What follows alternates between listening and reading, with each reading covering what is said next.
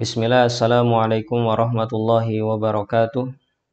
Alhamdulillah wassalatu wassalamu ala rasulillah wa ala alihi wa ashabihi wa man tabi'ahum bi ihsanin ila yaumil qiyamah, amma ba'd. Teman-teman yang semoga selalu dirahmati Allah subhanahu wa ta'ala, pada kesempatan ini insyaallah kita akan belajar mengambil faedah dari sebuah pelajaran yang disampaikan oleh Syekh Sulaiman Ar-Ruhaili hafizahullahu ta'ala terkait apa yang perlu kita pikirkan sebelum kita melakukan kemaksiatan atau melakukan dosa kepada Allah Subhanahu wa ta'ala. Apa yang beliau sampaikan semoga bisa membuat kita memiliki rem saat ingin melakukan perbuatan dosa. Baik, kita langsung saja mendengarkan apa yang beliau sampaikan.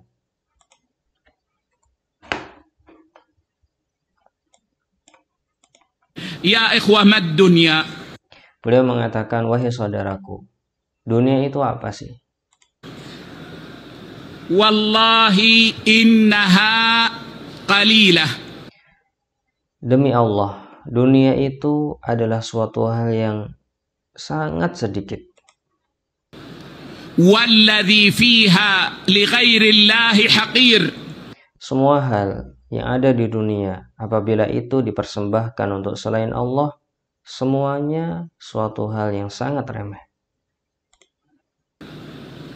Wa kullu ma fiha yamur. Al-hulwu yamur.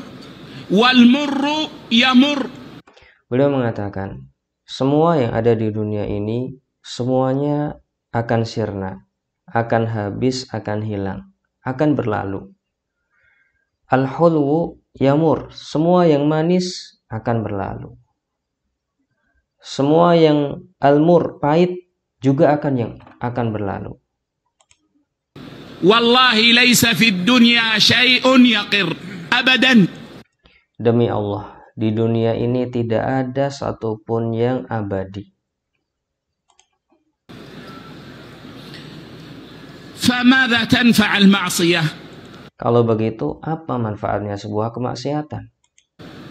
Atuhassilu ladzata daqiqah?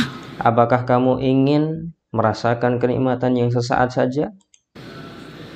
Sa'ah? 1 jam? Yawm? 1 hari? Thumma madha? Kemudian apa? Tadhhabu tilka al-ladzah wa rabbil ka'bah. Semua kenikmatan itu akan hilang, akan sirna, akan pergi. Demi Rabbnya Al-Ka'bah. Demi Allah Subhanahu wa ta'ala. Wa tabqa mararatuha fil qalbi fid dunya.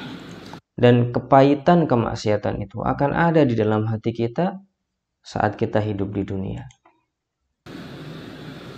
Wa atharuha fid dunya. Bahkan efek samping dari kemaksiatan dan dosa itu bisa dirasakan di dunia ini. Kam min syakhsin muslimin la yastati' an yaqra' al-Qur'an. Alangkah banyaknya orang-orang yang beragama Islam, mereka tidak mampu membaca Al-Quran. Kullama fataha al-mushaf yaqra' ayatain ma yastati' an yukmil. Dhunubuhu atharat fih. Setiap kali orang muslim ini membuka mushaf Al-Quran, ingin membaca, ternyata yang terbacanya 1 ayat, 2 ayat. Dia nggak mampu membaca lebih banyak lagi. Kenapa? Dosanya menghalangi dia. Kam min syakhs ma yastati' an yaqum al-lail. Alangkah banyaknya orang-orang yang tidak mampu untuk melakukan sholat malam. Limadha? Dhunubuhu qayyadathu. Karena dosanya mengikat dia. Thumma madha? Thumma al-wa'id bil 'adzab yawm al-qiyamah. Kemudian akhirnya apa dari kemaksiatan dan dosa itu? Akhirnya adalah sebuah ancaman dari Allah Subhanahu wa ta'ala dengan siksa pada hari kiamat nanti. Madza tanfa'uka ladzatu sa'atin aw yawm? Jika itu dibandingkan, apa manfaatnya kenikmatan yang sesaat, kenikmatan yang hanya sehari? In wujidat. Itu pun kalau ada. هي والله ذاهبة. Ya, kenikmatan kemaksiatan apabila itu ada, itu akan pergi, akan sirna. مع مرارة حاصلة ثم الوعيد.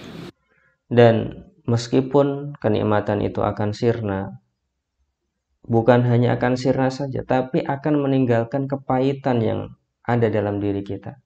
Dan setelah itu ada ancaman dari Allah Subhanahu wa Ta'ala. علينا يا إخوة أن نذكر أنفسنا بهذا أولا.